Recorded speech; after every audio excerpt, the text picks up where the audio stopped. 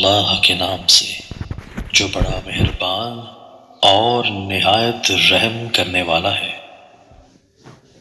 سیدنا انس رضی اللہ تعالی عنہ سے روایت ہے، رسول اللہ صلی اللہ علیہ وآلہ وسلم نے فرمایا،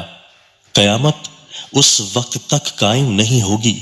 جب تک اس طرح نہ ہو جائے کہ علم اٹھ جائے گا، جہالت عام ہو جائے گی،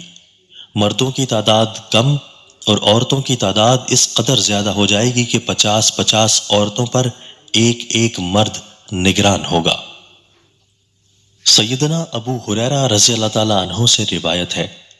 رسول اللہ صلی اللہ علیہ وآلہ وسلم نے فرمایا، قیامت اس وقت تک قائم نہیں ہوگی جب تک اس قسم کے حالات پیدا نہ ہو جائیں گے کہ ایک آدمی کسی قبر کے پاس سے گزرتے ہوئے کہے گا، کاش میں اس کی جگہ پر ہوتا۔ یہ اللہ تعالیٰ سے ملاقات کے شوق کی وجہ سے نہیں ہوگا، بلکہ حالات کی سنگینی کی بنیاد پر ہوگا۔ سیدنا ابو ہریرہ رضی اللہ تعالیٰ عنہ سے مروی ہے کہ نبی کریم صلی اللہ علیہ وآلہ وسلم نے فرمایا، اس آدمی کی کوئی نماز نہیں جس کا وضو نہیں، اور اس آدمی کا کوئی وضو نہیں جو وضو پر بسم اللہ نہیں پڑھے گا۔